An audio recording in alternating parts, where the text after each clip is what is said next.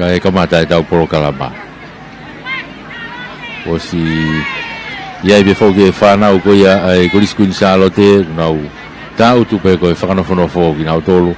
Nau talo lo pe tau.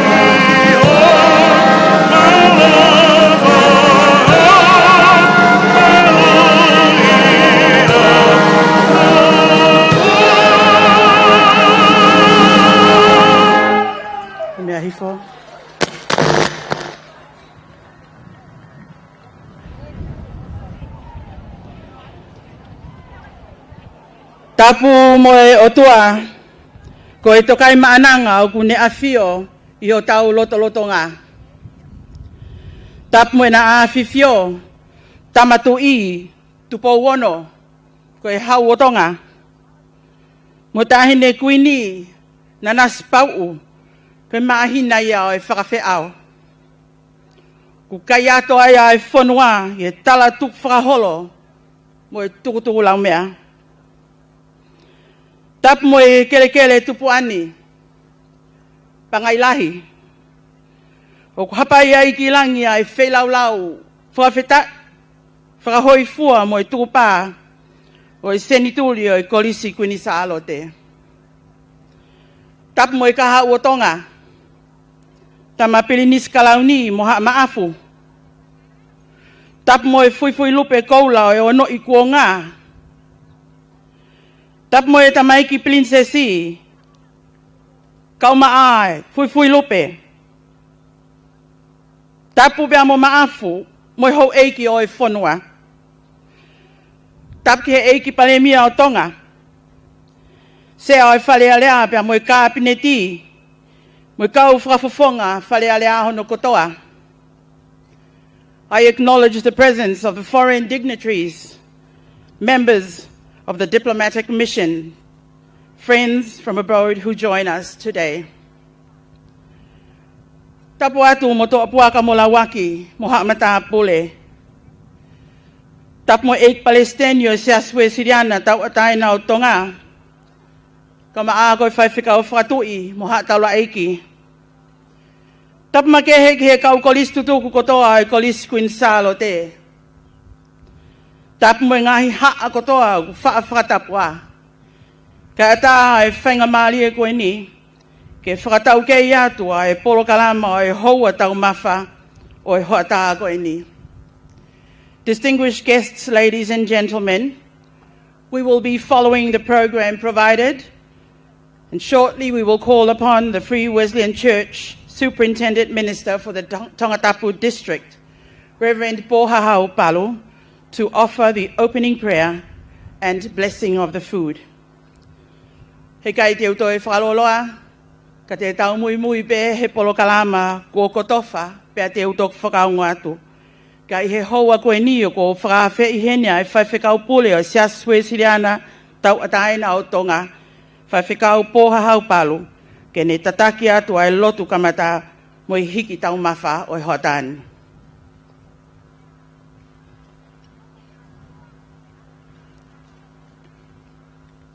Whawarahimi, kamataki, ai hoa tau mapa o i hoatani. Ono nge au, tonu hulma walu o i himi. Ono tolu walu. E kilelei, malo ho opa. Ho fou he hala whaingata. Mo ui e kataha ana. Hala isia mokolonga.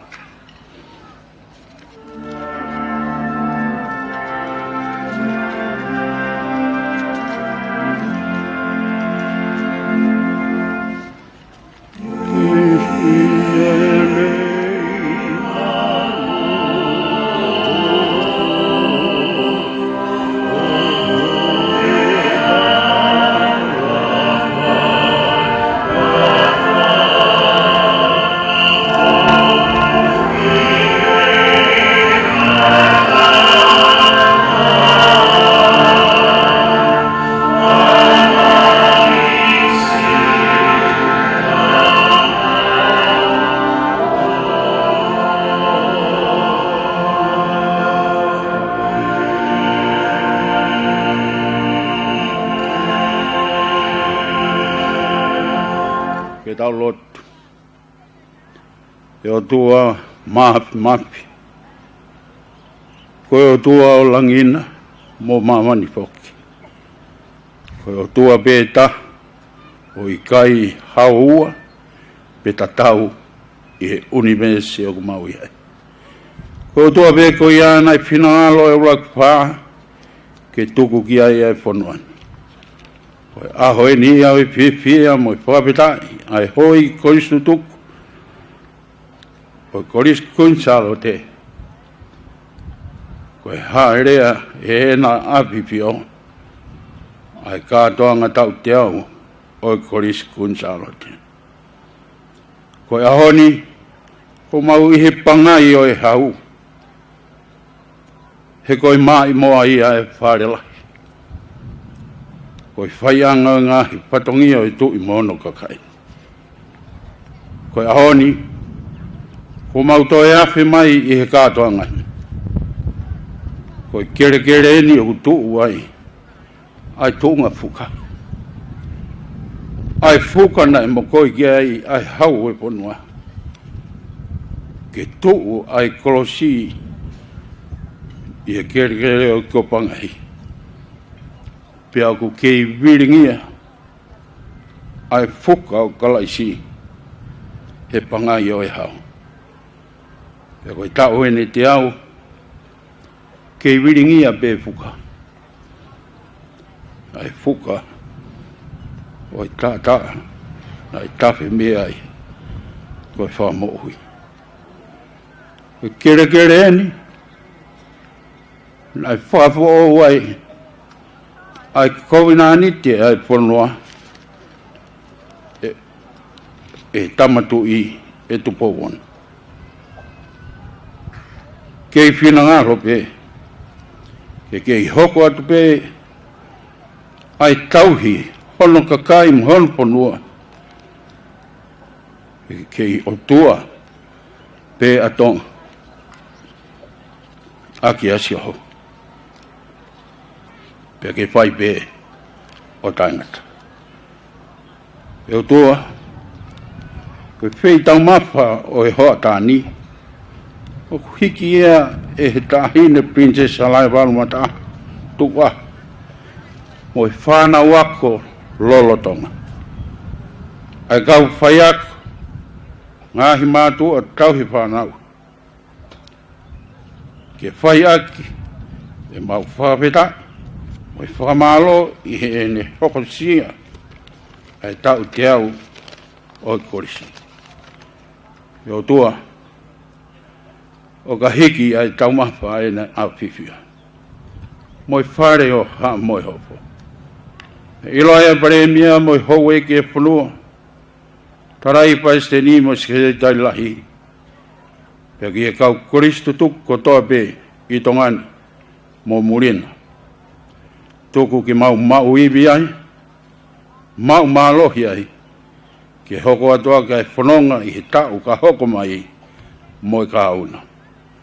O mau kore ni he huafa o aloko sisu klaisi, ka ko mau eiki mo whamo ui. Emeni.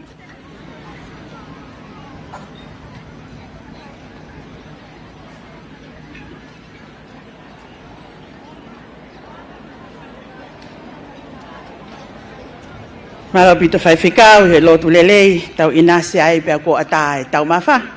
Ladies and gentlemen, the food has now been blessed, and we invite you to enjoy the hospitality of our parents today. The luncheon today has been prepared by the parents of our students of Queen Charlotte College, but the royal luncheon has been prepared kindly by Her Royal Highness, Princess Latu Fuipeka. Koe tau mawhai aho ni o tau whawhitai ko hi koe whi tau mawha kua whai tahine princesi Latu Fuipeka. Pea koe tuunga mātu ai tau hi whanau e ko Lis Queen Charlotte ko ki nau tolo ko nau teu e ngā te pile ilo mai ka whakawhi. Koe peki he tā mea ki ai mātau ki whaiwhasi. Pea kahiria ki kātaki ai whaiwhikau David Talimafi, kata ki o whawhiofi mai ko hi ke whakahoko ai tau Uluaki lea. Malo.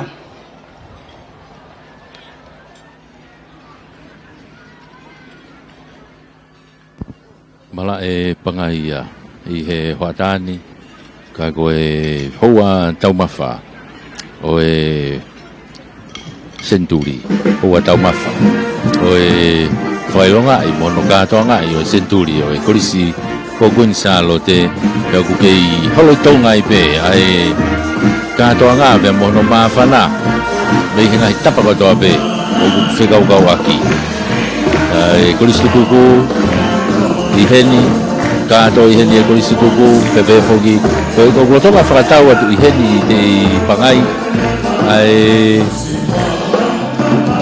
ngahi tohi ko ia o e whamanato e Senturi o glotonga whakatau atu heni e ngahi tohi o e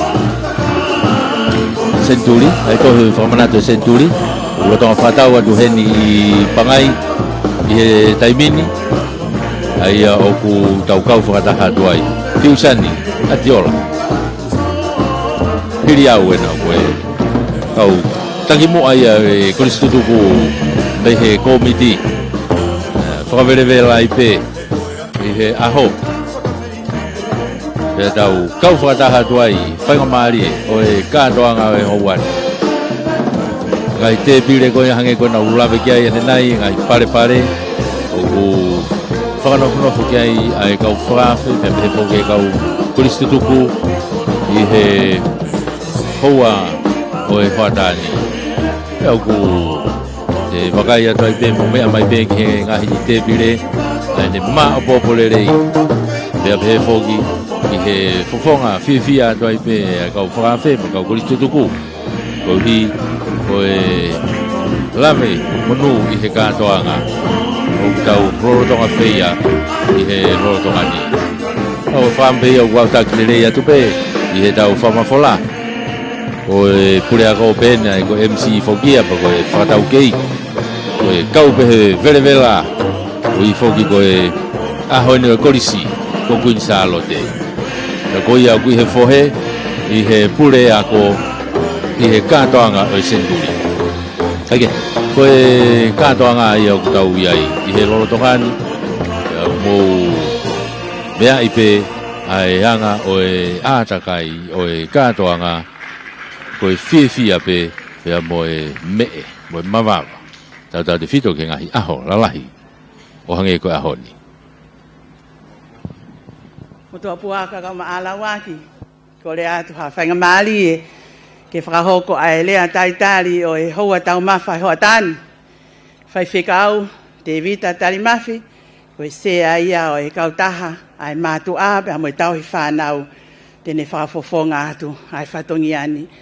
Distinguished guests, ladies and gentlemen, I now invite Reverend Devita Talimafi, who is the chairperson of our Parents Teachers Association, to convey to you the welcome address. Thank you.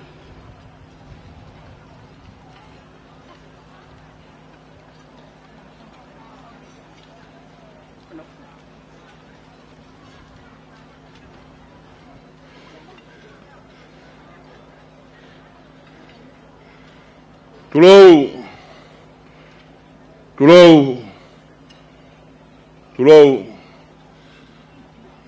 Matua Puaka Matagap, Utengo iri fusia, Ako kore a whainga marie, ke ukau pe, Moho, Mātua tau I whanau, e kau whai ako, e whaiwetai o ia ho. O tua tari lotu, o tua kaua, nau ia, tau whamoni, kalu mehe aho, e whai ai whiawhia, e whanua ka mai sesi, e whai waola e o tua, lawa ki mutua puaka kawai ho matua tau whanau kau maa ho kau whai ako. Ko toi ha harea,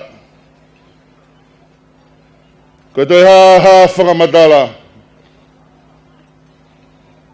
ka goia be kone whakaha mai, kone whakaia, ka goia e koloa, oi fia, oi aha koen.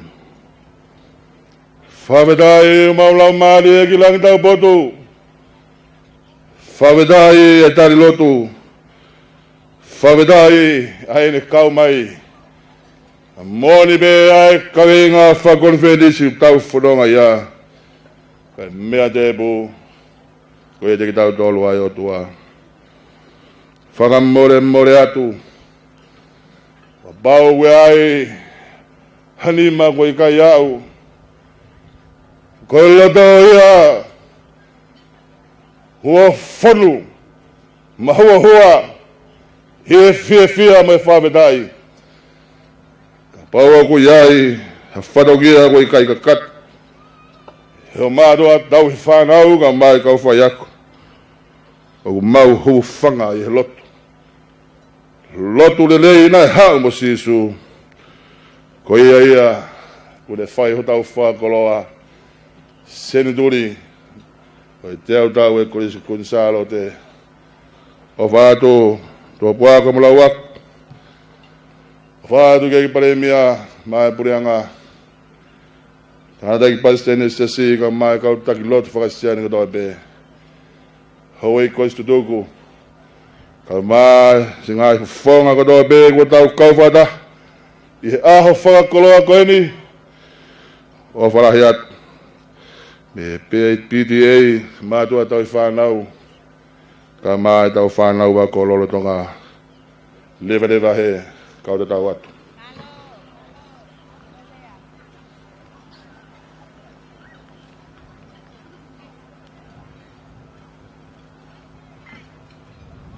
Whamaloa ki he lea ko whai whikau, te wita tari mafi. Ko koe hiri e ni te ukole ke omi moa ki fwoi whasi ia e kau taha PTA. Ke nau ki whawerewela ai, ko hi kai te waki mai ai tau whame ite me he kolisi ko tupou. Ko ia ai whamoe mori DJ, ki whasi pe ko hi kai teu mai ai whame ite ko ia ai tamapili nisi, kau ma ai kolisi ko tupou. Malo. PTA ko tau whasi eni. Malo.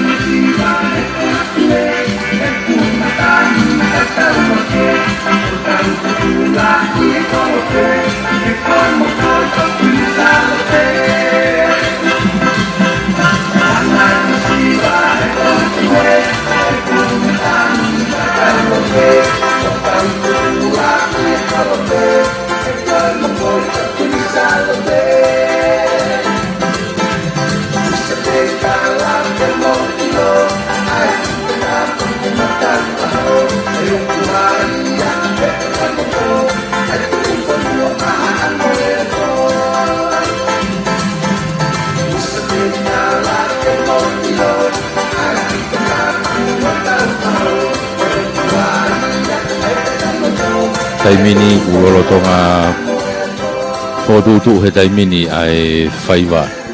Ka koe whaiwaia ai kolisi lolo tonga. Whaiwaia ai kolisi ko tupou.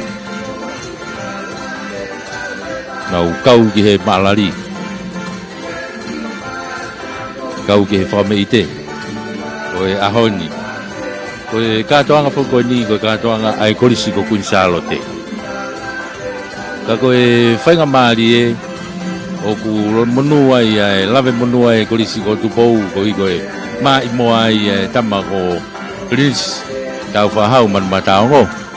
Tau koe lewe whainga maari e koe ni whakata mai e kolisi ko tupou ke nau kau i he maalari, ke nau kau he whakameite i he hoatani pe toi hoko pe ai pe fogia ko ha whafonga I pe ia o e pou ai siasi e ongo ko ongo kolisi ai siasi ka ko hange pe ni hato e whakaha I pe mo e pou ai siasi I he katoanga ai ni utau kau whataha tuai I he hoa koe ni e a whamalo atu I he ianga e tau whengau aki ka koe whatania koe otu e wha o e kau whaiva e o kehepe mo e kau langi tua koe kolisipe koe kau whaiva o gunau I mua koe kau langi tua o gunau I he tohonau tua e unau unu rewa ki ai ke nau kau whakatahai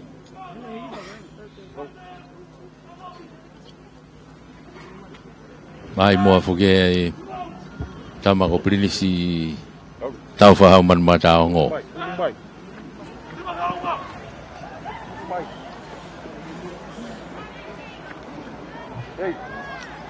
e whoki ki a eiki te vita unga maf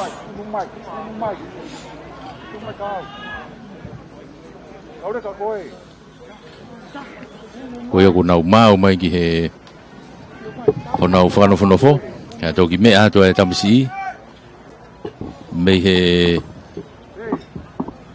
awhio anga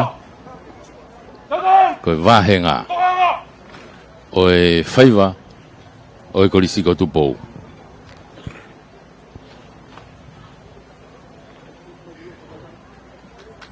koe aku o whea te peke ai a no pere maf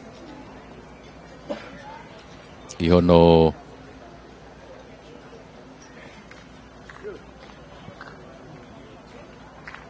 whawhea atu e tamisi ki e whaiva Ia be mohono koloa Ia mohono mea anga o teu pe ia e he kolisi ke mea whalanglangi ai e tamisi pirinisi I hene whaiva o whawhai hange peka te unga kolisi tua tupou Tua puaka ka maalawaki o a whio atu pou I malai pangai a koe tama ko tau whahau pia mo e korisi ko tupou e whakahoko e whakamei te o e aho o giheni a lotangi o whanungunuka koe sekretari lahia e ako tutuku korisi ko tupou whataha pia mo e sea ia e kōsirio o e ako lolo tonga. Ko teke ai pe e Palestini o e ako tutuku ko tama ko pinisi tupou toa ulukalala. Ako e honi, whameite e tama, ko e teki pangai ni mamanu.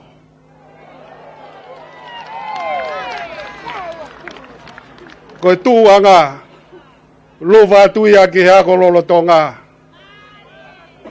Aine kuini, ko re whamoe more atu. A whewhea e whawhotunga, ai ako lolo tonga. Mahu whanga atu ia tau whahau. Rewa he, ai whahawa. Malo. Kato! Ta!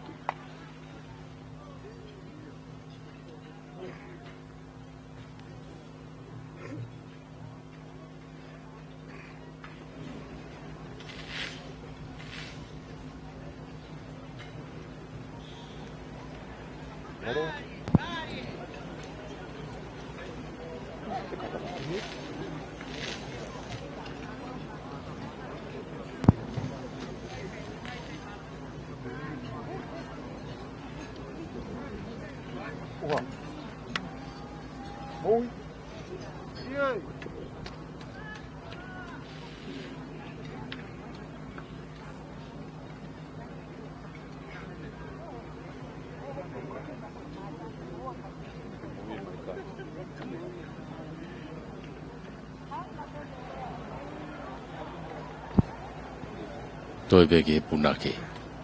kamata mai ai faiva no whao kua tu e whaiwhikau sa miwe la whanua ai kolo au e whaiva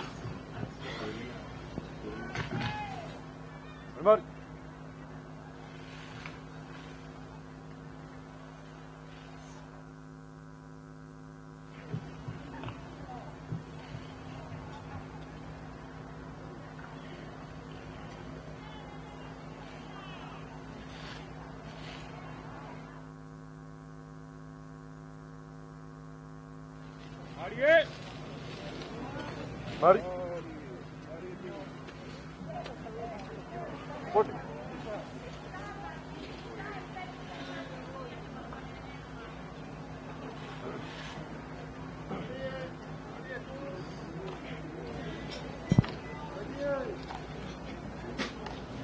ki mau mai e kaulangi tu a kai kamata mai e whaiva e pe mo me ai tamako prinis tau whahau man matango ko vahenga tau vahenga ko ia e ki te vita unga e te whaki ko ia i e tō matau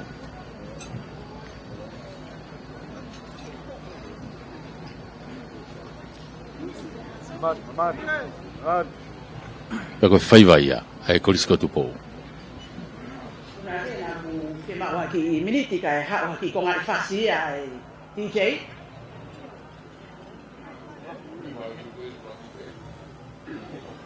malo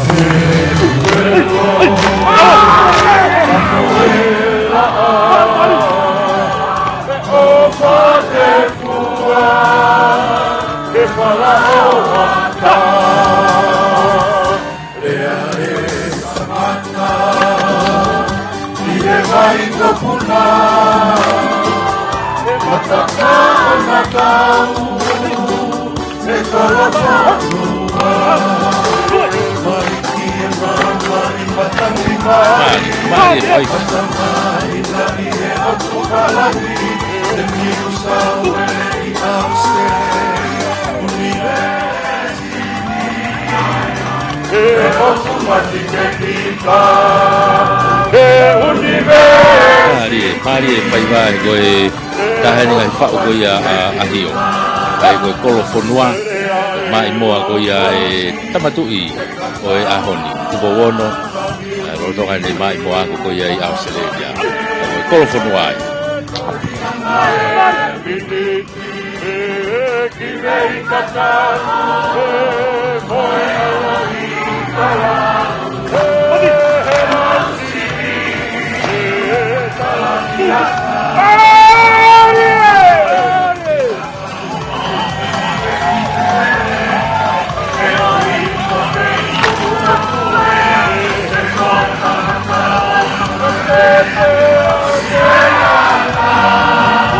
Au ku tiki ano pare me he Kristo ku ko ia Amerika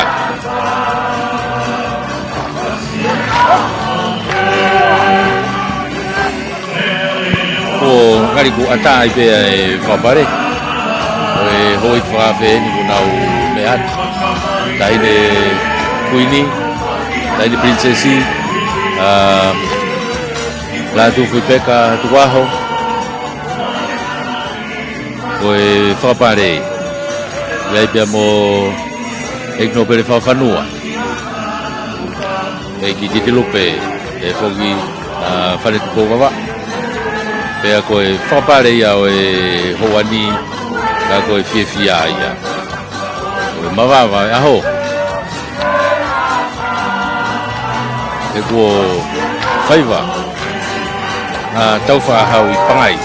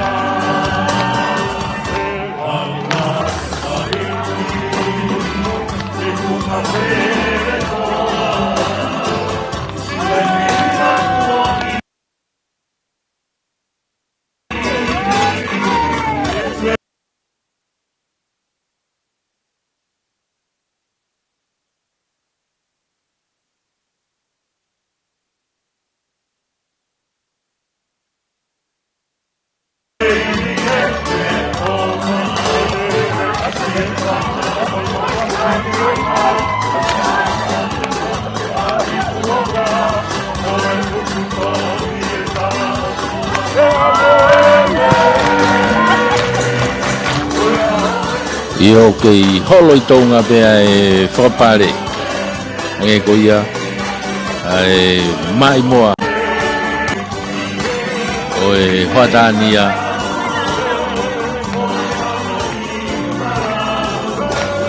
Ai ke ko mawhana I ke hoe ki o kura whare ai pe. Princess Kalauni ena. Ta Princess ngai takala. Pea moe kau tula whare.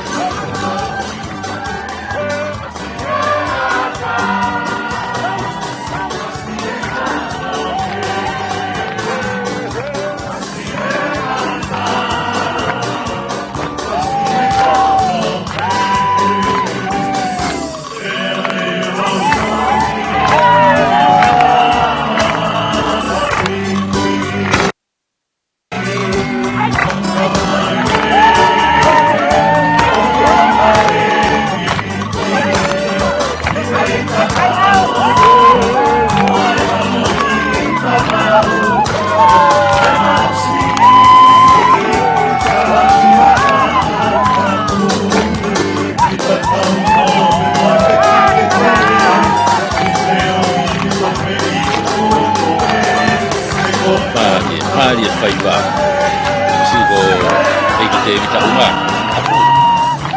au moia ne popo ai whakapare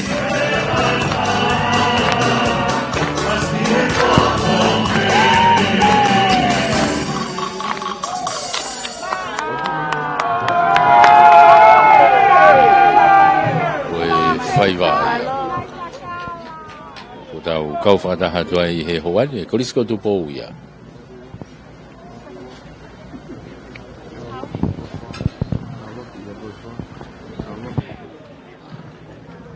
Tu koe prokalama, te tau hoka tu pe. Okai e lea, o e tau mawha. Ko lea ka toanga ko kawenga hono ua ko ia o e kawenga o Centuri. Ai whakahoi fua. Ko ia e whakahoko atu e Lady Takawaha nuku. Pois pinsalo te ai hapas-pasi ma eta masi prenisi. Kau ma ai Faiva e korisko tu pou.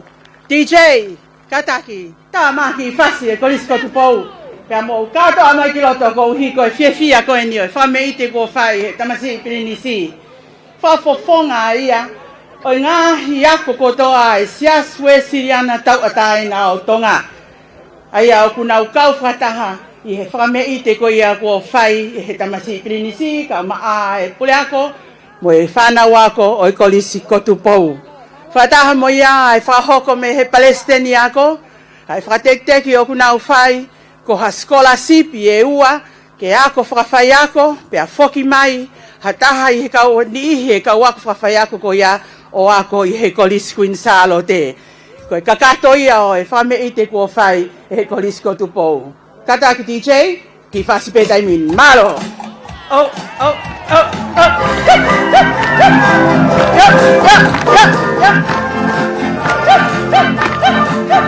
Ko ki whasi na ia ka e whakaholo pe ai tau mawha ko e tonga pe ngai whameite. Ko e mawhana e aho. Ko hi ko e ange ko e whakarea pe ai pule ako o e kolis pinsalo te. Ko ki foi whasi a pinsalo te ke whakahonga aki. Ai whameite ai kolisi ko tupou I he hoatani.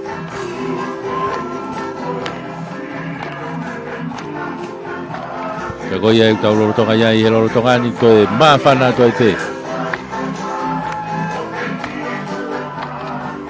Mawhana toi pe e whainga maari e ko ia. O ku ia I he hoatani. E tau kau whakataha toi. Mo e tau whodonga I he kātoanga ko e tau ia I he loro tonga ni. Hange ko ina e hotu ko e hiki mai ai pe e ngahi koloa o e Faiva ko ia e tamsi ko Prinis tau whahau man matango hiki mai hono ngahi koloa ko ne mai moa ea whanofa tai pe ai Kolisko tupou na o foki atu ki he pare e tauhi ai pe mga hi koroa ka koe maa whana ia tau iai he hoatani i he houani i malai pangai koe hoa e tau mawha o e hoatani hono tolu o e katoanga Senturi ai kolisi ko Kunsalo te whawhiloa ki pe ai koe tuko ni toi pe ai lea e ua ai koe lea koe ni o e kawenga o katoanga ku mai ai whaiva e anusila te lea whamalo rewa o ku hoko mai ai e a moe lotu tuku e a moe takato ai bei ai katoanga e hoa tau mawha o e hoata tonaki hoata ani e tonaki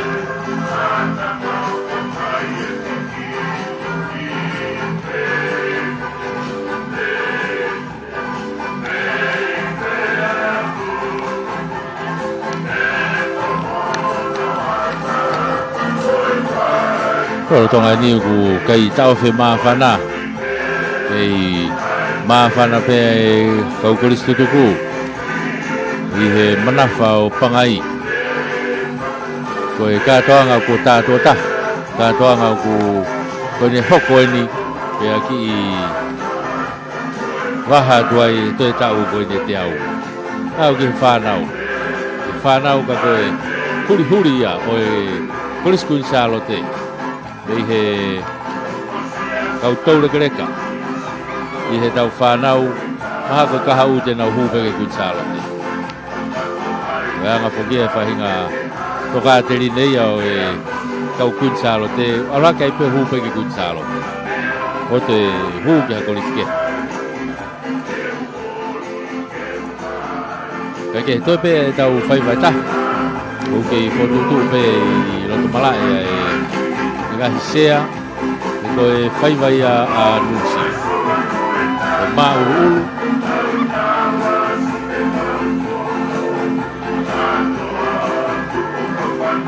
Pea tau toki whakakato a tau pe ai kolokarama o e hoa tau mawha o e hoa tāni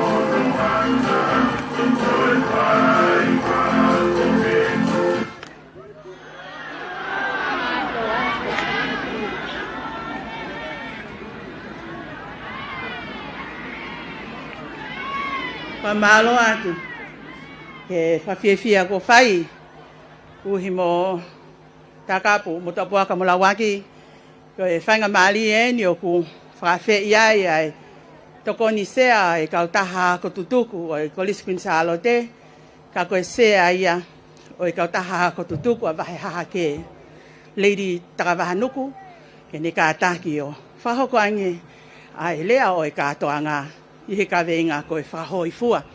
I'll now invite the Deputy Chair of the Ex-Students Association, Lady Takawahanuku, to present the following speech in relation to the theme of our celebration and anniversary. Malo.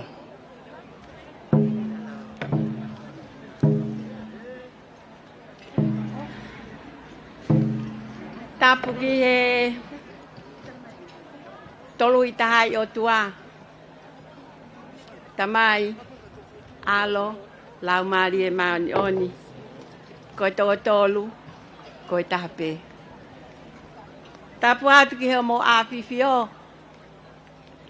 Ki ngi tupo wono. pe mo tahine ko na naspau u. Tapu atu tama pilinis kalauni.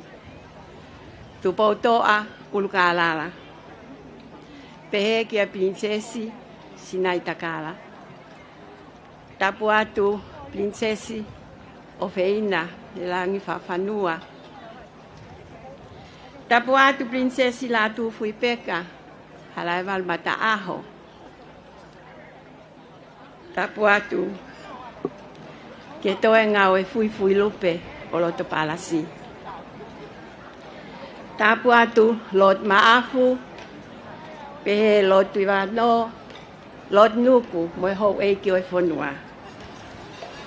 Tapu ake e palemia kai umaa ai minista o kabineti pe mo pule anga.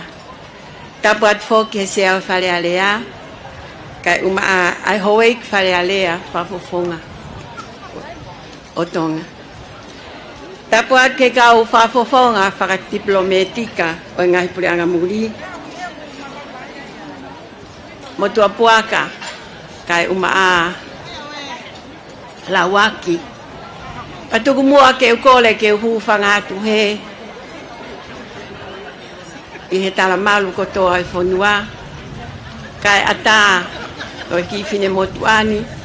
Ke whakakato ai whatongia ko whakakouna a kita. Katarangata e ki a sola moha vulangi kai ata ke whai a ki whatongiana. O tau haka he langi ko tau. Pea tau pata i latu u. He whakatau la malelei kua whai me loto tatau. O kei tonu ai tūku fua aha amohe o fo. Ke ki whai vai e maalunga mo e maulalo. Pea holo ai nofo he kātoanga ko kakato. Whawhetai kua hokosia lelei e kolisi fefine. Iyo e kolisi ko Queen Salote. Aho no maka maile tau e te au. Ko hai haloto e tae mawawa mohiki tue. Iyo o pasiva e pea vilo takai. Ha o tā pea kako o mai. Toki tui whakamau ki he loto kua hiki tā he fia. Seuke si ene fola haka ke musu ai ene whakahoi fua. Ko tolu i liki o e kātoanga sentulini ne whatu pe ia mei tau mua. Ke li fua ki ai teu ai kolisi lotonga pe mo kolisi tutuku Queen Salote. Pea kohono tala ke tu o tatau ai whakawhetai whakahoi fua pea mo tukupa. Kai tau e langi e kātoanga he koe kātoanga mo e otua. Pea koe ahoni kua neka ho mauloto. Hena e whai e tūku i ngata mo e osi ki a velenga ke whakahoi fua ki he otua. Pea ke whakahoi fua ki he tui o e otutonga pea mo e kakai o e whonua. Koe whonua whai kātoanga tongani. Pea kuoanga e ka atonga he whai e kātoanga. O tatau he kātoanga o e whamiri, whonua, lotu, pea mo e ako. Te tau hiva mo whaiva. Te tau lalanga mo kokaanga. Te tau langa whale mo tongo ue. Te tau tauhi api mo whakamaa api. Te tau tokonaki mo whei tokoni. Iyo, pea te tau langa maasila mo tautai. Koe kātoa e ni, ko hono tau mua fungani ke whakahoi fua. Ke ai ke hoi fua, pea ke fie maaria ki ai ai taha, o ku tau mua tonu ki ai whakahoi fua. Koe whakahoha ani, ka kua tonu e whakahoi fua, pea koe taha ko ia, koe hoi fua anga. he kua toka ki ai hoi fua. E ikai lawa, ke tau pehe, koe taha i pe ko ia ai fotu aki, he kua tau ai lei mo i tofua. O whetai aki ai whakahoi fua, mo i toka mai ai hoi fua. Nā hiwai a kau a ngelo i he pō o i alo i. Koe koloria ki he lantau potu, pia koe meli no ki mamani, ki he kakai ko hoi fua ki ai. Koe hoko mai ai meli no, ki he kakai pe ko ia, o fie maari e ki ai ai otua. He na e tonu, e nau whakawhea ngai, mo e nau whakahoi fua. Koe le o na eongo he vai tawhio soa tani, ko ku alo pere koe, ko koe pe o ko hoi fua ai. Koe tala me loto langi, ko si isu pe ai hoi fua anga. Ko si isu pe ai fotu aki, o hoi fua ki ai tamai, ke ne whakakakato ai uhinga e ne hoko mai. Ake ane talango fua kakato, oa o ki ene pekia, ka koe pekia i kolosi. Koe le eo e na e ongo he mo unga, o e ha whakakehe, ko alo pele ena, ai a ko hoi fua ai. Mo whakaongo ki a te ia, ke whakahoi fua e whakaongo, ko whakaongo taha pe ki he hoi fua anga. Kolis tutuku kuin sa alote, kolis lorotonga. Ko e tau whakahoi fua, ke o whakataha, ko e whie mao ke tau fofonga tonu. Tau we e tonu, pia ke tau sino tonu. I he taimi, o kuli mai ai ai pulu, o hapo atu. Hapo me lau maali e lelei, hapo me loto hanga maali e, pia e mei te aloto tatau, he kua hoi fua mai ki ai whakahoi fua o tau whai. Tala monu atu ke ne a whiwhio mo i whale o ha mo he ofo. Tala monu atu ke he hou e ki o e whonua. Mo ki mo tolu ko toa pe, ko mo ua lolo he pangaini. Tala monu atu kolis kuin sa alote. Whakatau ange, ke whakahoi fua i tau whai whatongia i he lolo tonga mo whai atu ki he kahauna. Kai toka mai a ene hoi fua ki a tek tau tolu. Lewe vai whakahohaa kau tatau atu.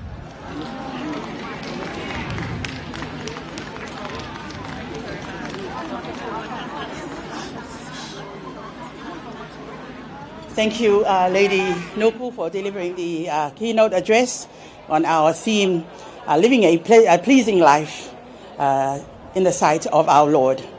Ladies and gentlemen, distinguished guests, Your Majesties, I'd like to present our next item of entertainment, which is the sitting dance, conveyed to you by the ex-students of New Zealand. And they will be presenting this item on behalf of all the ex-students of Queen Salote College and led by their punake, Meleswipi Whakatawa Lato.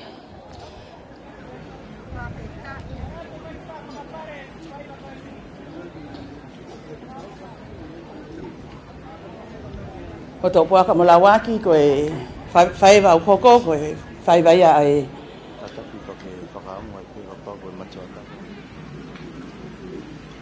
Malawhito, koe whakaongo ai peka te tau tolu, o tau i he pangai koe ni, ka koho ki i matasio ata, koha matasio ata la a, au kātaki o to'o angeia. Koe ki i matasio ata pe ia, whiunga pe ki ho o bakai, pe ka pau koe matasio ata la a, whamole mole. Wha e tau whapa apa, pe a tau whamol malui e pangai, ai au ko whakata ke tau katoanga i he senturi ko Queen Salote. Ko rea pe ki he ngai mawhana, kau maa ngai whapale, kātaki. Tau hipe mol malu, tuku ange ai whaiva ke a whio ke ai hau o tonga. Malo apito.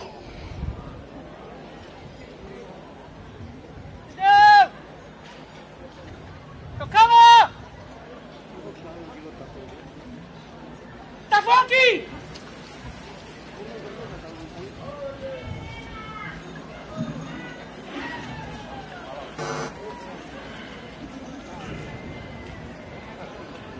Fatabu ke tu yang ngacui.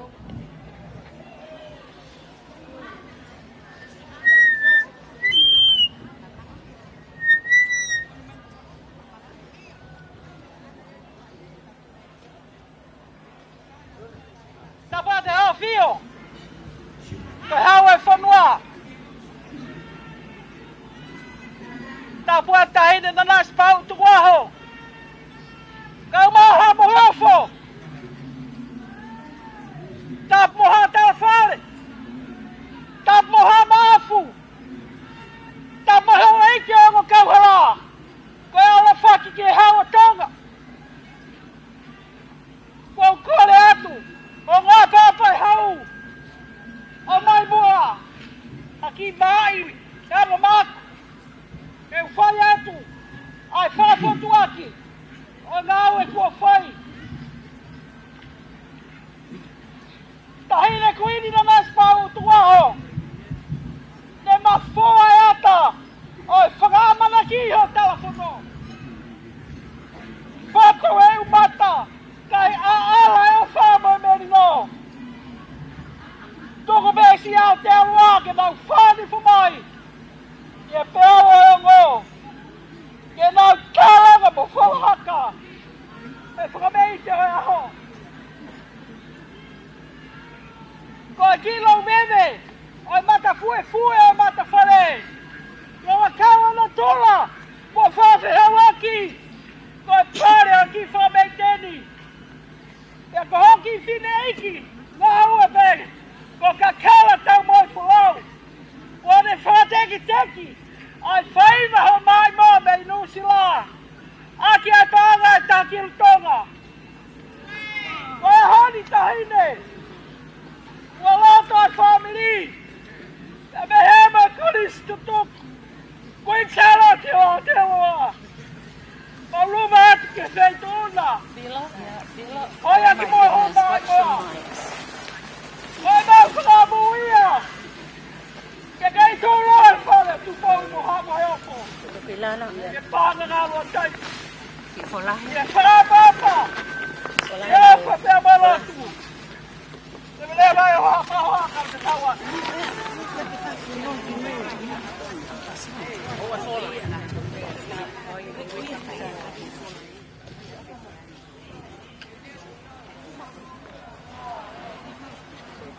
O mea mai ki ono whahoko e whaiwa e punake ko ia nusila pere suti whakatawa lātu mea mohono koloa mohono teki teki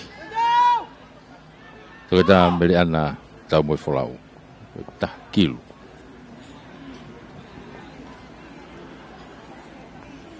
mea moi kolisi tuku o nusila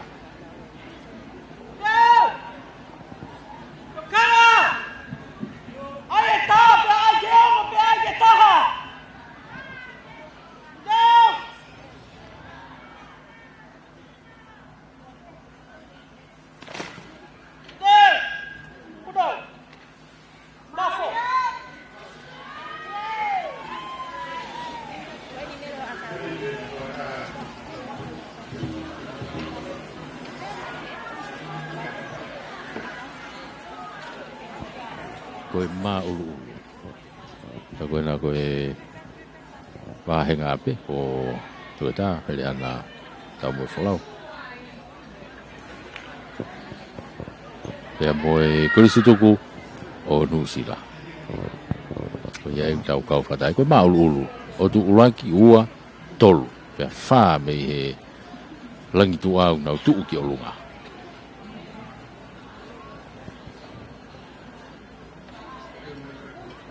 Aku tau pehepe me kau kotoa mai pe ai. Kau korisi tuku ia me ngahi tako kehe mau. Kau ngā whanonga mai ai pe koe whawhia fia o e kātoanga. Nau whawhawhonga i mai ai pe nau tōruia. O e kau korisi tuku me ngahi korisi ko ia me nusila.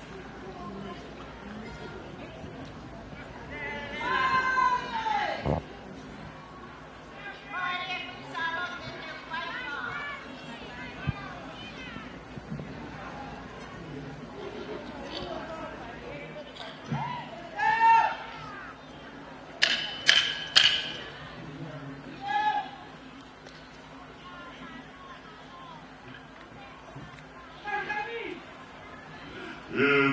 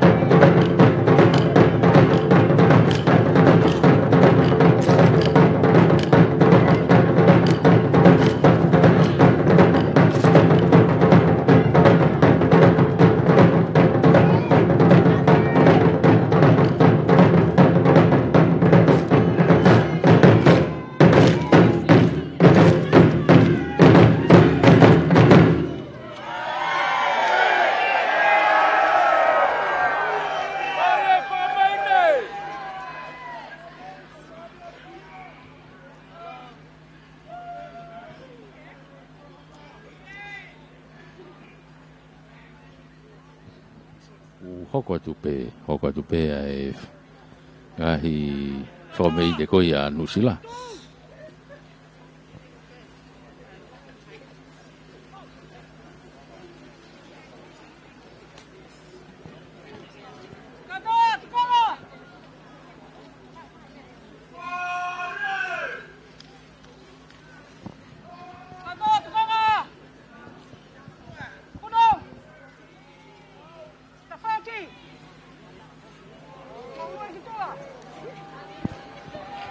Koia koe whaiwai a Nusila ko puna ke ena ko mere supi whata wala tu. Nge pe koe na mo mea ki ai. Kakato e whaiwa ko whai he kolis tutuku, kolis kinsalo te o Aotearoa. Ma a e nau ki mate tupu a. Mate mai mua e tupu a. Ki kuku hoku mafu te fua. Tā ko kuini salo te ki he tupu a. Wha malo lahi atu ki he kauwhewhine me Aotearoa he whafofonga kua whai. Moto apuaka ka maalawaki, tau hoko mai ki he lea whamalo o i tau mawha, hoa tā o i ahkoen, pia te uwhakawhi iai, ai taha o i kau kolis tutuku me mipa o i poate, o i kau taha ako tutuku ai kolis Queensalo te, ko wāloa, kus malohi fifita, ke ne whakahoko atu, ai lea whamalo.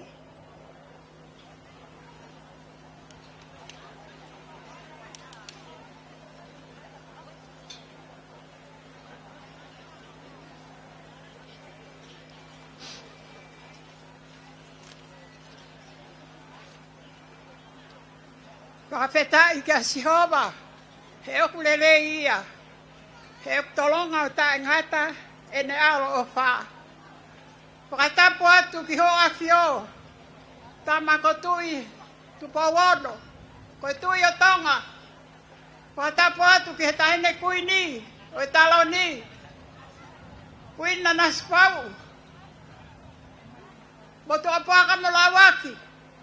Kau kore whakamore ke hupanga he whakatapu ko au whaki. Kau whai mua he whakamalo. He ku ke henga tonga lahi na i fie polaua. Kai ki te noa ki motu ko eua. Whawhetai e mau koloa. Ko tu he hoa tani ke whai ha whakamalo. Whakawhanga i ate. Tahine ko kuini na naspau. Koe Palestini lahi o koristutuku. Ai koris ko Queensalo te. Pea pehe ke he pure ako. Pai whekau sela. La tai la kepa. Kai umaa ki tahine prinsesi. Halaiwal mata aho. Ma koris lolo tonga. Ngahi matua. Tau whanau. Ma koris tutuku hono kotoa. Apaka malolo to honga. Ki ho awhio, tupo wono. Ho whinangalo lelei, ke ha elea ane pongi-pongina. Ki saione, ke whakalangi-langi. Ai tari ui mo o wau nai whaiai. Pea whaiai a whakawhetai. O me ite loto e koristutuku kotoa. He whakamalo mo whakawhetai. Matawa ke o tua mafi. Ke whakalako i pualelei a awhiona. Ko hui koe whatongia. Pe hange koe houtoa folfola. Te mautuku pā. Ke taiha maulelei taha. Ke langa i hake. Ai tuunga. Oe a ko mo lotu. He koe mea e feitu una. Ko kua ngai ni hono no. Pamoho pou. Ki he ako malotu. Te ako mau whanua. O mau kakai. Ko ki mau tolu. Koe tari angi atu. Kua malo atu ki he. Pare mia o tonga. Lo tua whanua kai umai pure anga tonga. Ke ngahi tokoni kotoa pe ko mau whai. Ki he korisi lolo tonga. Kai umai korisi tutuku. Wa malo atu ke pureanga ka uma hare o tonga. Wa malo atu e Palestini.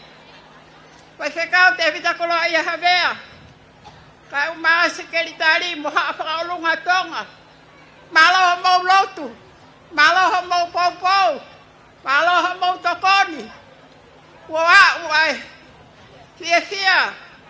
Po tau te hawe kolisko Queensalo te. Pea me ite. O pakailan tau. Wa ai ka venga. Ko whakawhetai ka si homa. Walelea mea kotoa. Nai whai ai mo lotu mo no humufia. Pea ko whakahoi fua. O whakahoi fua ki loto tatau. Ki hapio o tua mafi. O kwa ana ai mea kotoa pe. Pea pehe ki ho afio. Tupo wono kai umai ho weike whanua. Pea pehe ke he siasi. Pea moki mautolu kotoa. Ai si kai na ofa. Wa mau mea mai he hoa taani. Ke whakailo ngai. Ai fia kolis tutuku. Pea moe kolis lolo toa ngā he au sia e. Ai tau te au. O Senturi o e ako. For the non-Tongan speakers, foreign dignitaries, diplomatic corps, guests from overseas. As Her Majesty Queen Charlotte III legacy reminds us, when women lead with integrity and purpose, the benefits extend for beyond individuals to families, communities, and nations. In that spirit, we thank you for your steadfast support and for joining us today in this milestone celebration for Queen Charlotte College. Whakamalo atu, kake tupu, ko whe whakamalo i. Amake, pea mosela, he uki ngā ue nea mo whai, ko tā wai ke tu waki, o fia o kātoa ana koe. Mālau mo kātā ke Palestini mo sekentari, ta e tō mo lakanga whai se kau. Ka kou, nai mo tapau atu, ke mo kau mai, ki he lotu hufia, ai whonua, o kutake he tahine ko Queen, tanas pau u, mo toke tāmere ana puloka. Amanaki en ke tau, kātoa ngai ta uange au e lotu. O whewhetu o ngā lotu i tonga, ke o ua moe ako, ke mo odi e wholwhola tu pōmuraki.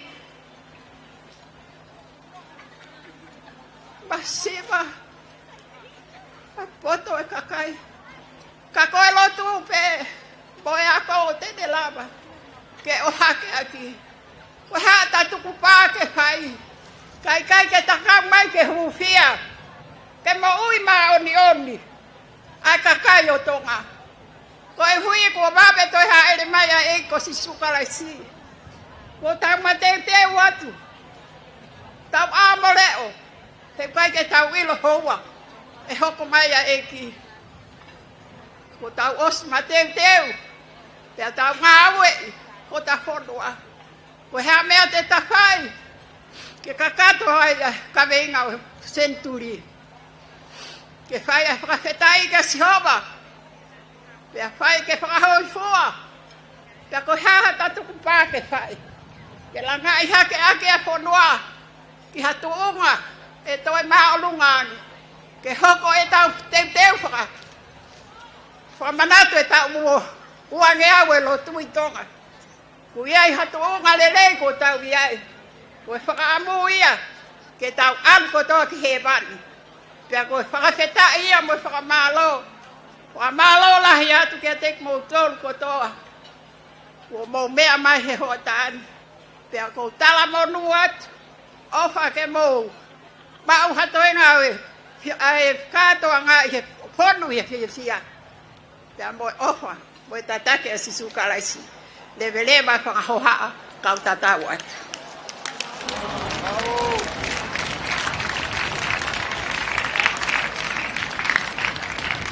Pamalo atu he lea kua whai, o ka katoa ai e whatongia ko uhi ko tau mawhai hoa tāni. mo to apoa ka mo lawaki ko e time ko ni o ko kolet te whakawhi ai whaiwhikau ke ni whakakato ai lotu tuku o yo wau taumawha o hoa tā koe ni whaiwhikau te vita toa me i he wahenga kolomotua malo.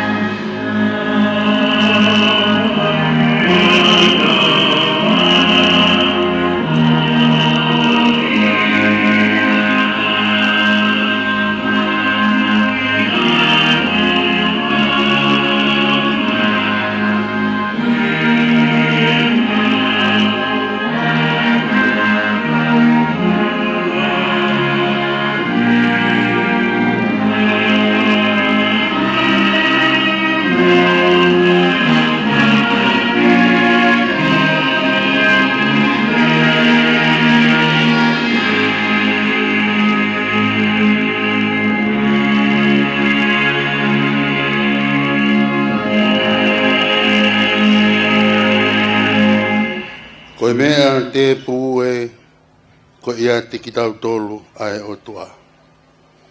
He tau whakawhetai, tau whakahoi fua, mo e tuku pā. Ko mau i kuna i ai whei tau mawha o e hoa tāni. Tahine prinsesi, pure a kopa mo e koris lolotonga. Pea kua na panga maalia ai mea hono kotoa. Eiki, ko mau loto ia. I longa hatoenga i ngahi polokalama, ke tau kātoa ngā be mo e awhiona. I longa ha mau fia, ko e whakahoi fua alo ofa be ma e awhiona. Tawange ke whakamakua ia e mau tuku pā, i ke o tua mo tonga, ko ia ho mau tofi a. Ia Sisu Christ, ko ho mau eiki. Amen. The benediction. May the grace of our Lord Jesus Christ, and the love of God, and the fellowship of thy Holy Spirit be with us now and forevermore. Amen.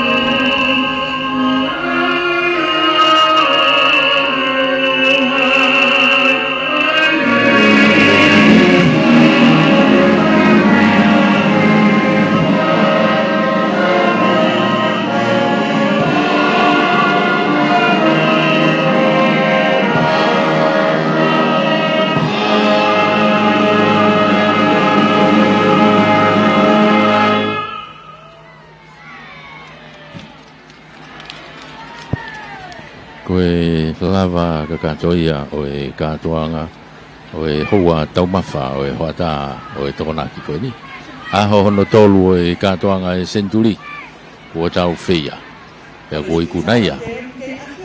Kako ni ko tau wa mai ki ai whainga maari e ko ia riwa ki atu ai ne afio pea mo e tahine kuini hange ku ki wakai atu ki he te pire tau mawhau ki maworo pe afio e tama mo e tahine kuini ai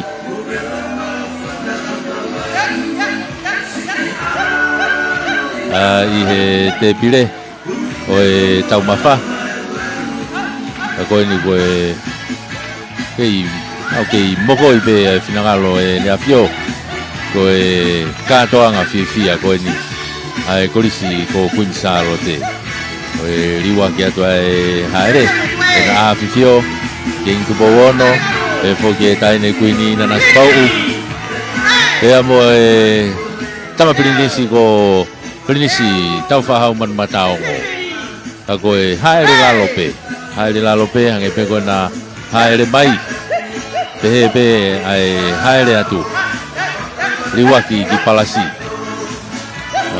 mogoe finagalo e tama tui koe hau o tonga i katoanga koe ni ai kolisi ko kuinsalo te i ngahi katoanga ko tau kau whakataha tu ai he pue pia mo maalari o e ngahi aho koe ni ko tau whanonga ai ba whanai kau kolis tutuku me ngai tawhangi ko toa pe i heni i pangai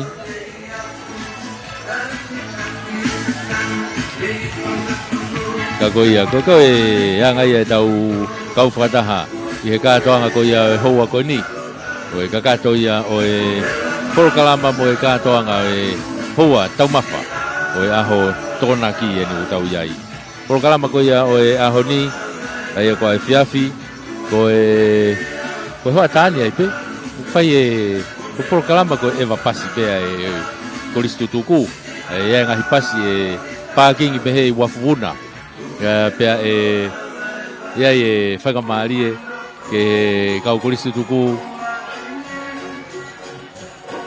ke nau eva pasi ai ko e eva pe ke ngahi matanga pe o ko hange ko kate au ko e polokalama ko ngahi whawheo hipe ko e fiafini ko e whakatahalahi whakatau ia e kolisi kuinsalo te pia moia e ngahi whaki mea ofa e kolisi tutuku e whakako ia e whakako pe ia i he whare whakatahaanga pe ko ia e kolisi kuinsalo te ko holo kuinsalo te pe e whakako ai he fiafini ai ia ko e ngahi whakahounga ia o e ngahi whatongia kua lava i he katoanga ko e ngahi whakahounga o e ngahi whatongia o poesia pia mo tataki mai i he katoanga ko ni uktau iai ka ko e fiafia i he fotutu ko ia asenita e pehe fokia pongpong e malanga hoa e tau mawha hoa ta pia mo e polotu tukupa ai e toki whaiai lave ko ia ke kawenga